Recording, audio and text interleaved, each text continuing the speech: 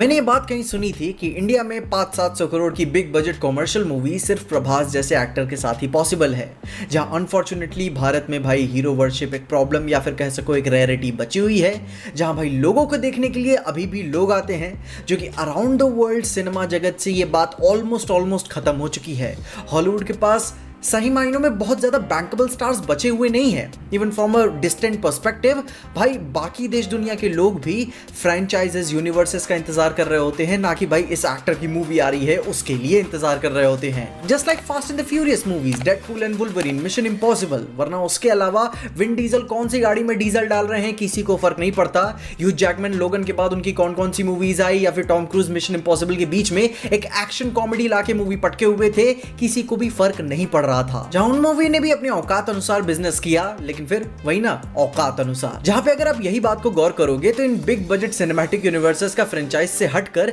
जो इन ए list stars ने नई मूवीज को भाई बनाया हुआ है अपने तरीके से, उनके बजट बहुत ज्यादा नहीं होते हैं। जैसे कि भाई मिशन इम्पॉसिबल के बीच में टॉम क्रूज ने अमेरिकन मेड बनाई हुई थी, एक्शन कॉमेडी मूवी, सिर्फ 50 मिलियन में ही निपट गई थी, एंड उसमें टॉम क्रूज था। इवन अपने हॉलीवुड के सलमान खान कहे जाने वाले जेसन स्टैथम अपनी आउटरीचियस एक्शन मूवीज के लिए जाने जाते हैं, एंड उनकी भी इंडिपेंडेंट एक्शन मूवीज हद से हद 40-50 मिलियन के बजट में निपट जाती है, वो भी अच्छे डायरेक्टर्स के साथ। जहां ऐसी बात नहीं है कि वो कोशिश नहीं कर सकते अपनी मूवीज को 100, 150 या 200 मिलियन तक खींचने के लिए, बट वो नहीं करते क्योंकि देयर इज अ रिस्पॉन्सिबिलिटी कि इस दुनिया में सबसे फेमस एक्टर होने के बावजूद भी, टॉप 10 की लिस्ट में आने के बावजूद भी, आपकी एक सर्टेन बैंकेबिलिटी है कि आपके नाम से इतने पैसे ही बनाए जा सकते हैं, इतने ही निकाले जा सकते हैं, जिसका रिस्क इवन शाहरुख खान जैसे एक्टर्स ने भी समझा कि तभी ना उन्होंने अपने 4 साल के ब्रेक लेने के बाद भी कोई इंडिया की सबसे महंगी मूवी लाकर सब कुछ चेंज नहीं करने की कोशिश की। क्योंकि ऑब्वियस सी बात है कि हैरी मेट सेजल, जीरो, फैन जैसी बॉक्स ऑफिस परफॉर्मेंस देने के बाद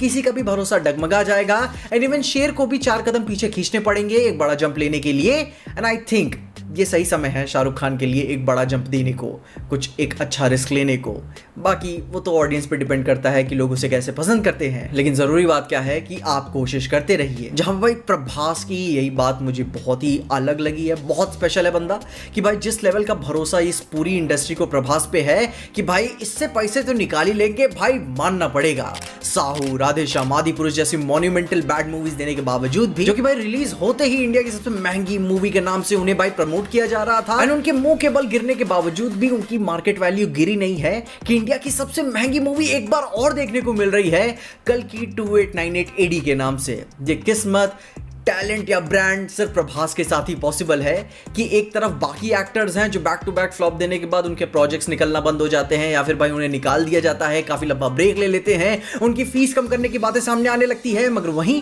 प्रभास ने टॉप एंड बॉटम लिस्ट दोनों तरफ से टॉप किया हुआ है। इतना नाम और बदनाम होने के बावजूद भी इंडियन फिल्म मेकिंग की बाउंड्रीज पुश हो रही हैं। जॉनरास की बात ले लो या फिर वीएफएक्स एंड बजट की बात क्यों ना ले लो, जहां गुरु टीजर ट्रेलर देख के भाई पता चल ही जाता है कि पिक्चर कैसे होने वाली है। And I kid you not, कल की मूवी के हर एक प्रमोशनल मटेरियल के रिलीज होने के बाद से मेरे अंदर मूवी को लेकर थोड़ा सा भरोसा और बिल्ड ही हुआ है। क्योंकि बाहुबली के डाउनफॉल के बाद भाई मेरी एक्सपेक्टेशन तो नीचे ही जा रही थी जैसे जैसे मूवीज बुरी होते जा रही थी, एंड बीच में जब सलार आई थी तो मेरी नजरों में वो बहुत अच्छी मूवी नहीं है, जिसकी वजह से मैं प्रभास का उस मूवी को लेकर कमबैक नहीं मानता। लोगों की अलग अलग भाई टेस्ट होता है, प्लीज अंडरस्टैंड। बट कल की भाई साहब आई थिंक ये हो जाएगा, जहां आई थिंक एक हीरो वर्शिप की ये कमी बोल लो या फिर रेयरिटी ही बोल लो कि सिनेमा जगत में भारत ही एक ऐसा देश बचा हुआ है जहां दर्शक ह्यूमन टू ह्यूमन कनेक्ट को इतना वैल्यू करते हैं कि इंसानों को देखने जाते हैं। क्योंकि भाई एक दिन ऐसा भी आएगा कि जब जुरासिक वर्ल्ड डोमिनियन जैसी बिलो मीडियोकर मूवीज भी $1 बिलियन तक पैसे कमा जाएंगी, एंड तुम अपना माथा पटकने के लिए तैयार हो जाओगे कि भाई अच्छी मूवीज, फ्यूरियोसा जैसी मूवीज भी क्यों पैसे नहीं कमा पाती। एक दिन ये ऐसा जरूर आएगा, क्योंकि इवेंचुअली ये ट्रेंड भी चला जाएगा, मे बी हमारे बुढ़ापे तक, हु नोज। इट्स लाइक कि एक यूनिवर्स के कुछ आखिरी सितारों को हम अपनी आंखों के सामने खत्म होते देख रहे हैं। ये कह सकते हो कि एक तरीके का इवेंट है कि सारे स्टार्स को एक एक करके हम बुझते हुए देख रहे हैं, जहां फिर इनकी कहानियों से याद किया जाएगा इन्हें कि ऐसा भी एक दौर हुआ करता था कि भाई पिक्चरें फेल होने के बावजूद भी और पे और महंगी पिक्चरें बना करती थी, स्टार पावर बना रहता था, जो कि भाई कूल साउंड करने के साथ साथ थोड़ा सा सैड भी साउंड करता है। बट खैर, दुनिया में परफेक्ट होता ही क्या है। तुम अपने ओपिनियंस में कमेंट जरूर बताना कि तुम इस विषय के ऊपर क्या सोचते हो, क्योंकि आई थिंक हम वो आखिरी ऑडियंस ही हैं जो इस तरह के स्टार पावर को देख रहे हैं। अपने ओपिनियंस में कमेंट जरूर बताना, और तब तक के लिए देखते रहना पीजे एक्सप्लेन।